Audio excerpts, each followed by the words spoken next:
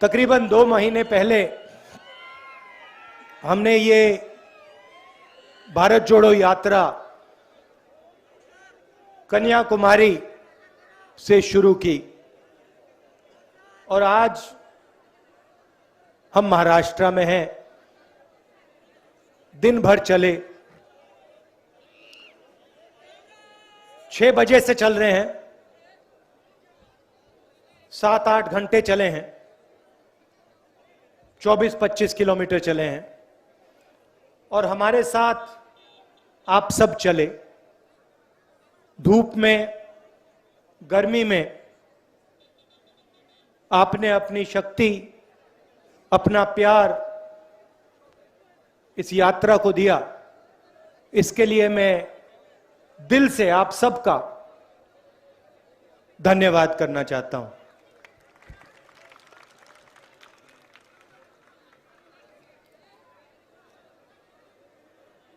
हमारा लक्ष्य लंबे भाषण देना का नहीं है। आमतौर से राजनेता घंटों बोलते हैं, हमारा यह लक्ष्य नहीं।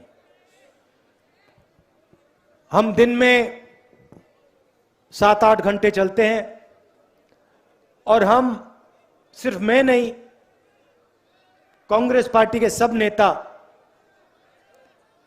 महाराष्ट्र की आवाज सुनने चल रहे हैं।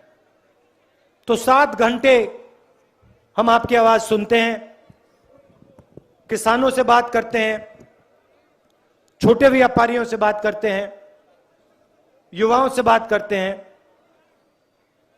माताएं बहनों से बात करते हैं। हम कुछ ज्यादा नहीं बोलते, चुप रहते हैं और जो आपके दिल में है वो हम 7 घंटा 8 घंटा सुनते हैं और अंत में चलने के बाद शाम को हम 15 मिनट 20 मिनट अपनी बात रखते हैं। बहुत सीखने को मिलता है। सबसे पहले, जैसे आप लोग जानते हो, गाड़ी में चलने और सड़क पे चलना बिल्कुल अलग चीज है। हिंदुस्तान, किसानों का हिंदुस्तान, मजदूरों का हिंदुस्तान गाड़ी में नहीं चलता है, सड़कों पे चलता है, पैदल चलता है।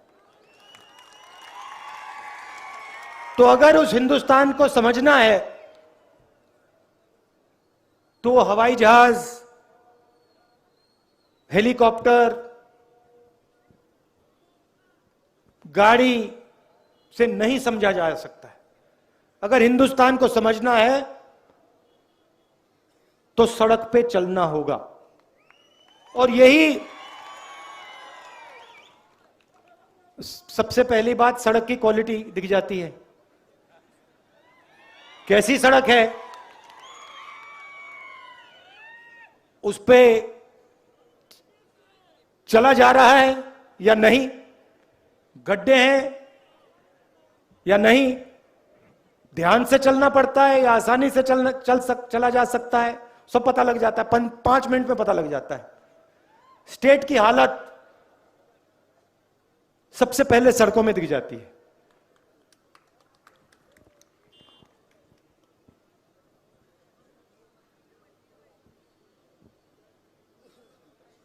खुशी भी होती है, किसी से मिलो, युवा से मिलो, वो अपने सपने के बारे में बताता है, अच्छा लगता है। पढ़ाई के बारे में बताता है, दुख भी होता है। किसानों की आवाज, किसान की बात सुनकर दुख होता है, छोटे व्यापारियों की बात सुनकर दुख होता है।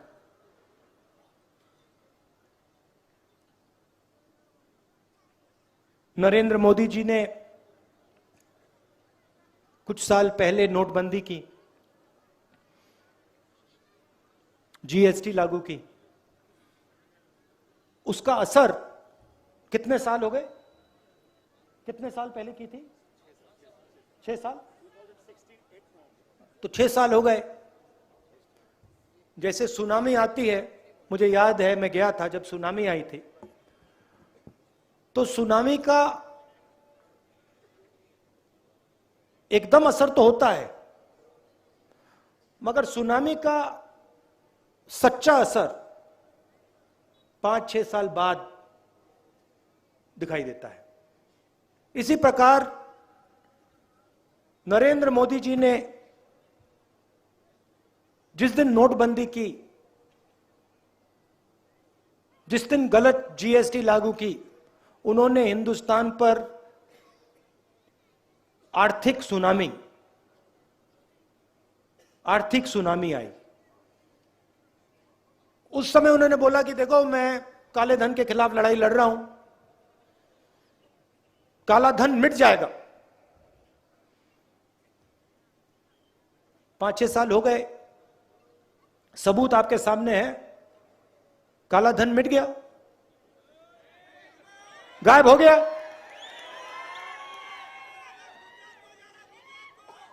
नहीं, गुजरात को भैया आपके प्रोजेक्ट जा रहे हैं, वो काला धन अलग है, मगर आपके प्रोजेक्ट जा रहे हैं। जैसे एयरबस होता है, हवाई जहाज होता है, रनवे से टेक ऑफ करता है, देखा होगा आपने, देखा है ना? वैसे ही एयरबस का प्रोजेक्ट महाराष्ट्र से उड़ता हुआ चला गया, पता नहीं कहां चला गया, कहां गया, क्यों गया, क्यों गया? गुजरात में चुनाव आ रहे हैं, नहीं वो है किसके यहां गया, वो अलग बात है। तो एयरबस का प्रोजेक्ट गया। अच्छा, आपके जेब में मोबाइल फोन है, दिखाओ जरा, ये इसके अंदर ये मोबाइल फोन का प्रोजेक्ट, फॉक्सकॉन का प्रोजेक्ट, ये कहां गया? तो महाराष्ट्र जो आपका है, हजारों करोड़ रुपए, और पैसे को छोड़ो, आपके युवाओं का भविष्य, उनका रोजगार आपके प्रदेश से छीना जा रहा है।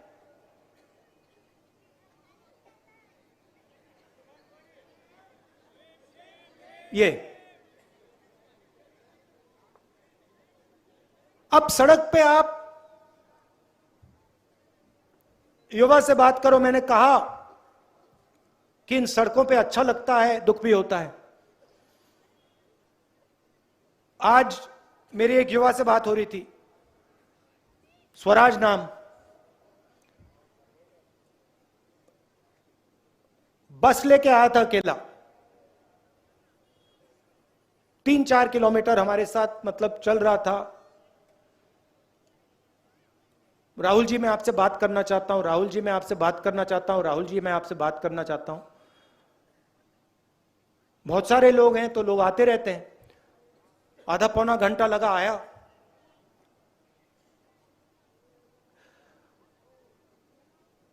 मैं हिंदुस्तान के बड़े बड़े ब्यूरोक्रेट से बात कर रहा हूं।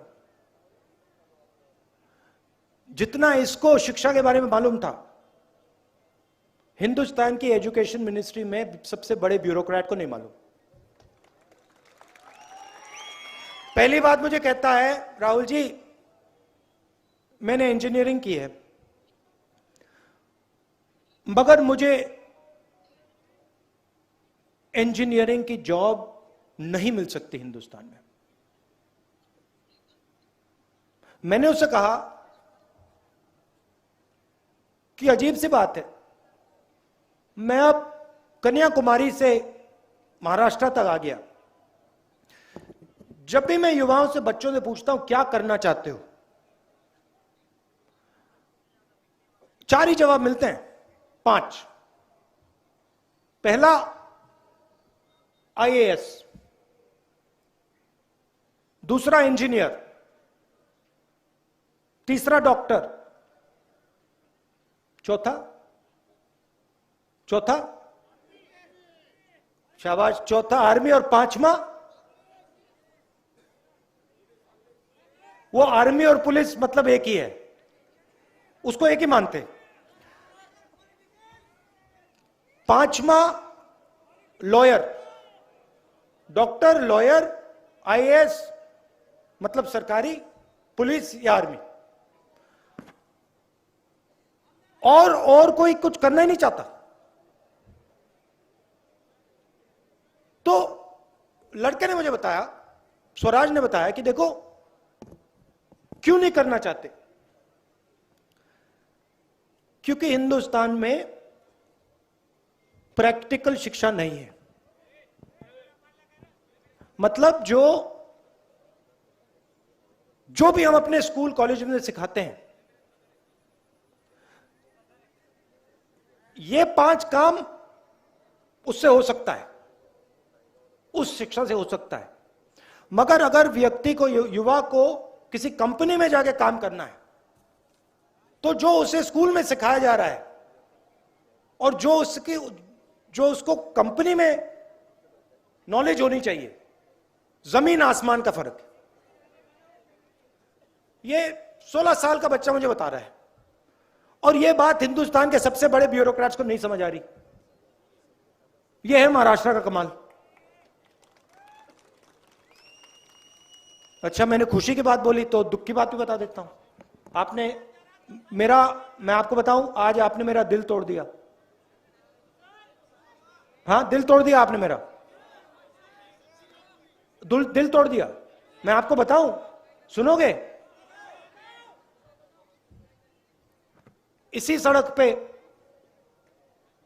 इतनी बड़ी छोटी सी बच्ची मुझसे मिलती है, 6 साल की, 7 साल की।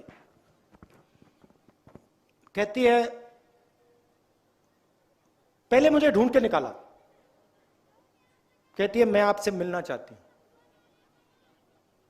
तो जब भी कोई बच्चा आता है, मैं उसको सीधा एक टॉफी दे देता हूं। मैंने टॉफी दी, बातचीत शुरू हुई। मैंने कहा क्या करना चाहती हो? अच्छा, महाराष्ट्र की सब लड़कियां डॉक्टर बनना चाहती हैं। तो कहती है मैं डॉक्टर बनना चाहती हूं। फिर मैंने कहा क्या तुम्हारे भाई बहन हैं? कहती है हां, मेरा भाई है। भाई क्या करता है? तुम्हें तंग करता है? हां। लड़ाई होती है? हां। तो ये बातचीत चल रही थी। फिर उसने मुझे बोला कि मेरे भाई कभी कभी मुझे मारते हैं और मैं पापा मामा के पास जाती हूं और वो भाई को कुछ नहीं कहते। तो छोटी सी बच्ची, मैंने उसको कहा कि क्यों तुम्हारे माँ बाप भाई को कुछ क्यों नहीं कहते अगर वो तुम्हें मार रहा है? छोटी सी बच्ची कहती है क्योंकि वो उसको मुझसे ज्यादा प्यार करते हैं।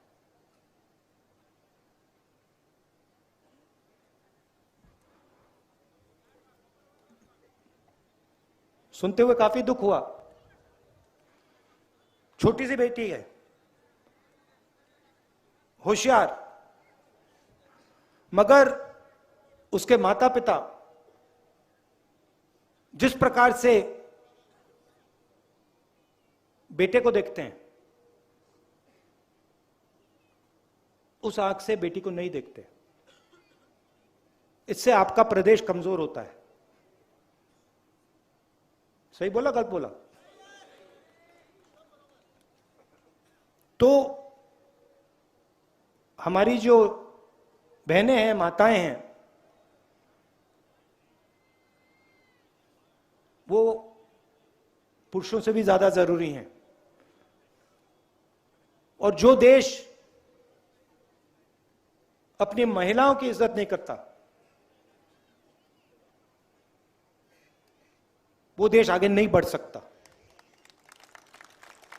दिल की बात बोल दी, मगर अब मैं चल रहा हूं तो मतलब जो दिल में आ रहा है वो बोलना पड़ रहा है। तो यात्रा हमने शुरू क्यों की? शुरुआत में मैंने कहा प्रेस के हमारे मित्र हैं, मगर हमारी बात, विपक्ष की बात, सिर्फ कांग्रेस पार्टी की नहीं, सब विपक्ष की बात दिखाते नहीं। देश में बीजेपी, आरएसएस नफरत फैला रही है, हिंसा फैला रही है, डर फैला रही है। नोटबंदी की, गलत जीएसटी लागू की, किसानों के जो काले कानून थे उसको लागू करने की कोशिश की। इनका लक्ष्य हिंदुस्तान की जनता के दिल में डर डालने का है, भय डालने का है। किसानों से बात हुई, मैंने पूछा भाई बताओ क्या मुश्किल है? कहते हैं राहुल जी हम खेती करते हैं, अपना खून पसीना डाल देते हैं, मगर हमें यह नहीं मालूम कि हमारे गेहूं का, गन्ने का क्या रेट मिलेगा। सरकार हमसे गैम्बलिंग करवाती है, जुआ खिलवाती है। कभी कोई रेट मिलता है, कभी कोई और रेट मिलता है, मगर एक बात की गारंटी है, हमारे खेत से पैसा नहीं बनता है, हमें आमदनी नहीं मिल सकती है। तो हो क्या रहा है? देश में 2-3 बड़े उद्योगपतियों को, आप देख लेना, ये जो फॉक्सकॉन का प्रोजेक्ट है, एयरबस का प्रोजेक्ट है, ये अंत में उन्हीं 2-3 लोगों के हवाले होगा, जाएगा, उन्हीं को मिलेगा। वो 3-4 नाम हैं, आप सब जानते हो कौन है। दो तीन नाम है, पूरा हिंदुस्तान जानता है। नरेंद्र मोदी जी के मित्र हैं और पूरा का पूरा धन हिंदुस्तान का सीधा इनके हवाले किया जा रहा है। और यह नहीं कि एक सेक्टर या 2 सेक्टर,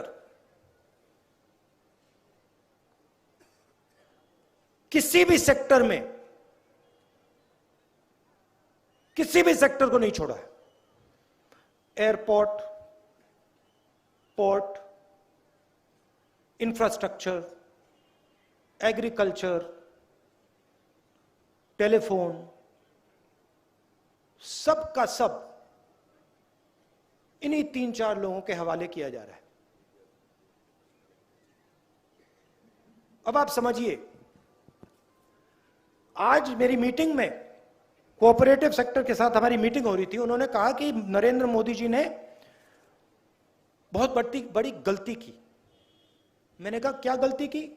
कहते हैं नोटबंदी। मैंने उनसे कहा वो बात समझो, नोटबंदी गलती नहीं थी, नोटबंदी उनकी स्ट्रेटजी है, उन्होंने कोई गलती नहीं की। उनका काम,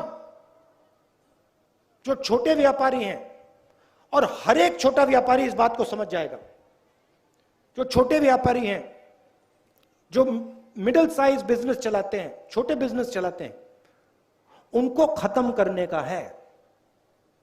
जीएसटी, नोटबंदी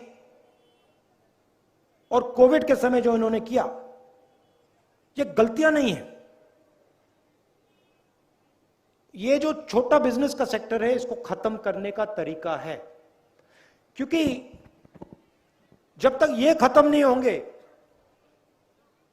तब तक हिंदुस्तान के सबसे बड़े उद्योगपतियों को इनका बिजनेस नहीं मिल सकता।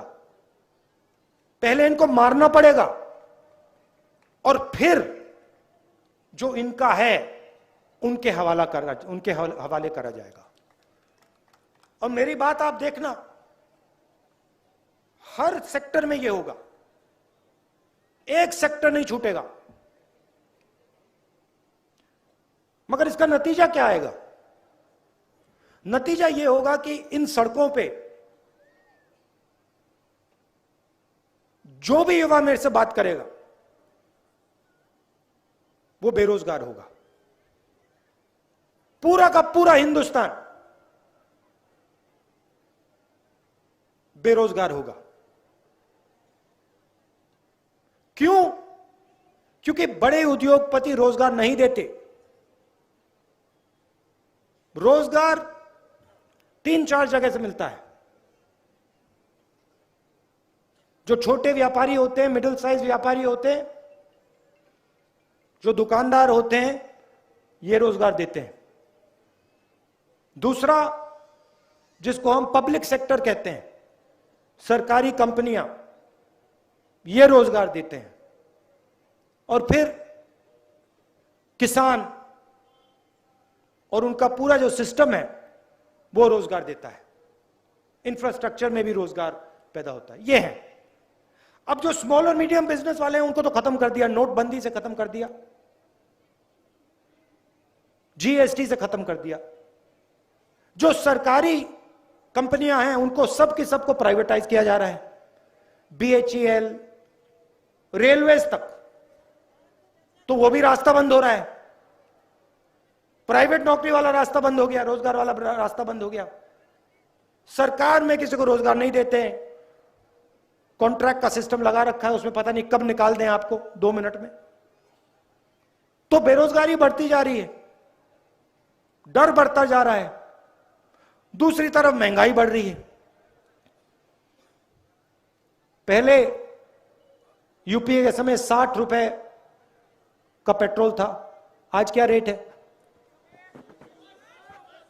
110। डीजल का क्या रेट है? गैस सिलेंडर कितने का आता है? गैस सिलेंडर कितने का आता था पहले? उस टाइम नरेंद्र मोदी बोलते थे देखो 400 रुपए का हो गया। आज एक शब्द नहीं बोलते, आज 1100 रुपए का हो गया। एक शब्द नहीं बोलते। अच्छा, नरेंद्र मोदी जी भ्रष्टाचार की बात नहीं करते। तो एक तरफ महंगाई बढ़ती जा रही है, दूसरी तरफ बेरोजगारी। आपके दिल में डर आ रहा है और डर को नरेंद्र मोदी जी, बीजेपी और आरएसएस नफरत में बदल रहे हैं। और उसको हमारे मीडिया वाले मित्र फैलाते हैं, दिन भर फैलाते हैं उसको। पैसा नहीं मिल रहा भैया, वो उनका है मीडिया।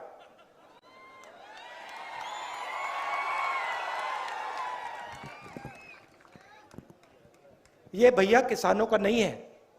ये मीडिया जो है गलतफहमी में मत आओ, ये मजदूरों का नहीं है, ये किसानों का नहीं है, छोटे व्यापारियों का नहीं है। ये उन्हीं 2-3 बड़े उद्योगपतियों का औजार है। और इसका काम हिंदुस्तान में नफरत फैलाने का है, हिंदुस्तान में डर फैलाने का है। और मैं आपको एक और बात बता दूं, ये जो हमारे जर्नलिस्ट भाई खड़े हैं ना, इनमें से एक नहीं करना चाहता, ये सब देशभक्त हैं, एक नहीं करना चाहता, मगर चॉइस नहीं है, नौकरी से निकाल देंगे। तो ये है हालत। देखो हंस रहे हैं, मुस्कुरा रहे हैं, देखो सबके सब मुस्कुरा रहे, देखो। तो इसीलिए हमने ये भारत जोड़ो यात्रा शुरू की है। मीडिया वाले हमारी बात ना उठाएं, पार्लियामेंट में हम बात रखते हैं तो देखो क्या करते हैं, माइक ऑफ कर देते हैं ऐसे।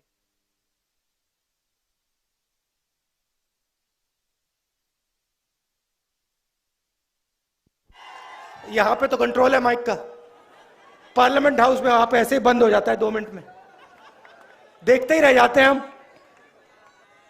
नोटबंदी की बात करो, माइक ऑफ। चाइना की सेना अंदर आ गई, 2000 स्क्वायर किलोमीटर हिंदुस्तान का उठा के ले गए। Mic off. ना बोलना है बोल लो, किसी को कोई कुछ नहीं दिखाई देगा, कुछ नहीं सुनाई देगा। Mic off. वो तो सब है भैया, ईडी शीडी से कोई डरता नहीं है, बात समझ लो। अच्छा, फिर नई चीज लाए मेरे साथ यहां पे, इसी सड़क पे। मैंने कहा आपको देखो, हिंदुस्तान के युवा 5 चीजें करना चाहते हैं। सुनो सुनो, हिंदुस्तान के युवा 5 चीजें करना चाहते हैं। क्या करना चाहते हैं? IAS, police, army, doctor. यहां पे बहुत सारे लड़के आते हैं, कहते हैं कि हम आर्मी में जाना चाहते हैं। पूछता हूं क्यों? हम देश की रक्षा करना चाहते हैं। अब नरेंद्र मोदी जी ने नया काम निकाला है। नहीं, सुनो, मजे की बात सुनाता हूं आपको। अच्छा, देश की रक्षा करनी है ना, सिर्फ 4 साल कर सकते हो, उसके बाद आउट। अग्निपथ। 4 साल के बाद आप देशभक्त नहीं हो सकते। 4 साल आप सेना में काम करो, 6 महीने ट्रेनिंग मिलेगी, और 4 साल बाद घर जाइए। Mic off. यह है अग्निवीर। आप किसी से भी पूछ लो, किसी युवा से पूछ लो, आर्मी वालों में डिसिप्लिन होता है कहेंगे नहीं, मगर दिल में है। तो चाइना की सेना आती है अंदर, एकदम माइक ऑफ हो जाता है। प्रधानमंत्री कहते हैं कोई अंदर नहीं आया। अच्छा, तो अंदर नहीं आया तो हमारी सेना उनकी सेना के साथ किस बात की बातचीत कर रही है? 22 बार बातचीत हो गई। हमारी सेना कह रही है कि हमारी जमीन ले गए। नरेंद्र मोदी जी कह रहे हैं नहीं, जमीन नहीं गई। नेगोशिएशन में चाइना के लोग कहते हैं कि भैया आपके तो प्रधानमंत्री कह रहे हैं कि जमीन नहीं गई। यह है हालत देश की। इसीलिए हमने ये यात्रा शुरू की है। और यात्रा में बड़ी अजीब सी बात हो रही है। और देखिए, आप सबसे पूछिए, पटोले जी बैठे हैं, चौहान साहब बैठे हैं, इनसे पूछिए। 6 बजे सुबह यात्रा शुरू होती है, 7 बजे शाम को खत्म होती है। थकान नहीं होती। 25 किलोमीटर चलने के बाद, नहीं, मैं सिर्फ अपनी बात नहीं कर रहा हूं, मैं सबकी बात कर रहा हूं। किसी को थकान नहीं होती। पूछो क्यों? नहीं, क्यों? क्योंकि आपकी शक्ति के बल पर हम चल रहे हैं। आपका प्यार और आपकी शक्ति हमें श्रीनगर तक पहुंचा रही है। रोक नहीं सकता कोई। तो इसके लिए दिल से आपको धन्यवाद करना है। आपके बिना हम ये काम कर ही नहीं सकते। 3500 किलोमीटर चलना है, आपके बिना काम नहीं किया जा सकता।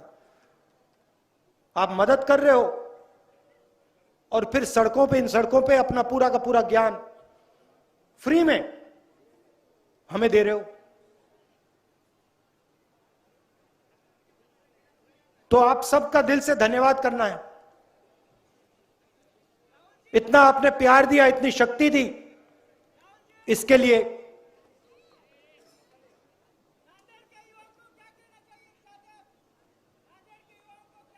डरो मत। किसी चीज से डरो मत। मैं नरेंद्र मोदी की बात नहीं कर रहा हूं, मैं आरएसएस की बात नहीं कर रहा हूं। जिंदगी में किसी चीज से डरो मत, कभी नहीं डरो। और दूसरी बात सुनो, अगर डरोगे नहीं तो किसी से नफरत करोगे नहीं, हो ही नहीं सकता। तो अपने दिल में से डर को निकाल दो और जो ये देश है इसमें नफरत मत फैलाओ, इसमें भाईचारा और प्यार फैलाओ। देशभक्ति करनी है। देशभक्ति देश को बांटने से नहीं होती। एक तरफ झंडे को सलूट मारा, दूसरी तरफ एक भाई को दूसरी भाई से लड़ा दिया, यह देशभक्ति नहीं है, यह देश को कमजोर करने का काम है। तो नांदेड़, महाराष्ट्र, हिंदुस्तान के युवा से मेरा एक ही मैसेज है, डरो मत और नफरत को अपने दिल से मिटा दो और देश के लिए काम करो। बहुत बहुत धन्यवाद। नमस्कार। जय हिंद।